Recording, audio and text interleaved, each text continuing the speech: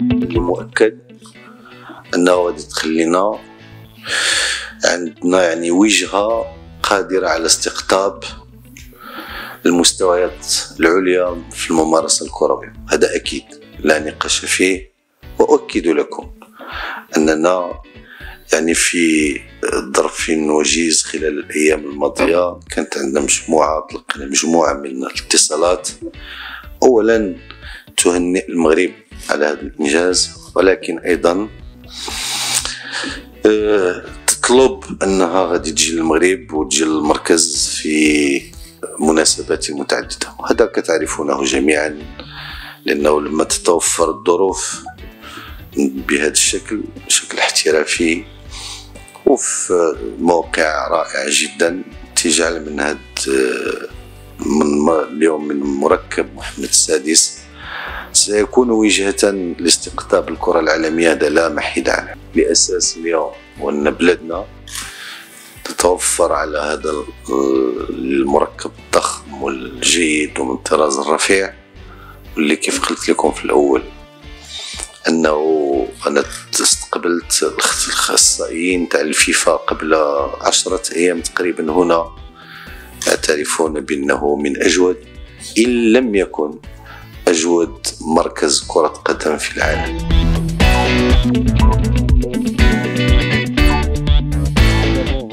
Je souhaite la bienvenue aux médias, à la presse marocaine pour cette journée de porte ouverte au complexe Mohamed VI de football.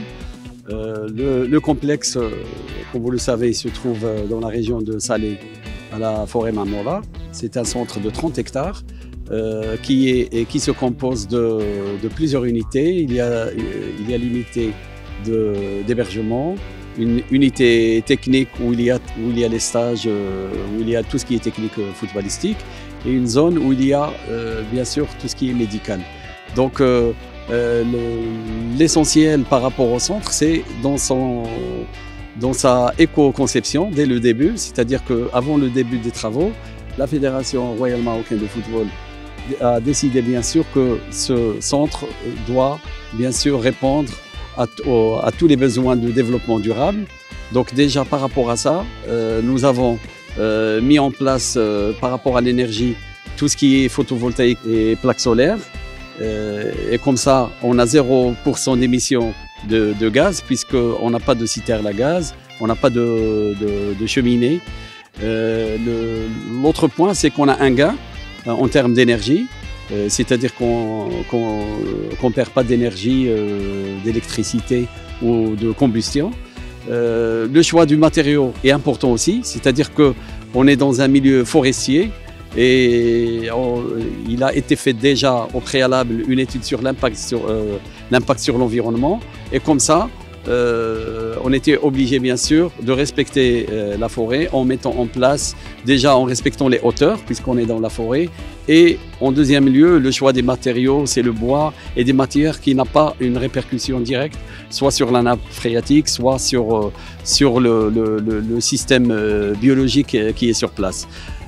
L'autre point qui est essentiel aussi par rapport à cette éco-conception, c'est la voirie. C'est-à-dire qu'on a réduit au maximum la voirie et on trouve peu de routes carrossables, et qu'on est sur des espaces piétonnes ou en utilisant bien sûr d'autres véhicules électriques. Donc déjà ça par rapport à la conception initiale. Pour la capacité du centre, on a un médical de 5000 mètres carrés, scindé en 3 étages, où il y a tout ce qui est rééducation, exploitation physiologique, réathlétisation et les consultations. Avec une mise en place des équipements d'exploration fonctionnelle, cardiaque et respiratoire. Et comme ça, on peut faire les évaluations physiologiques de nos joueurs.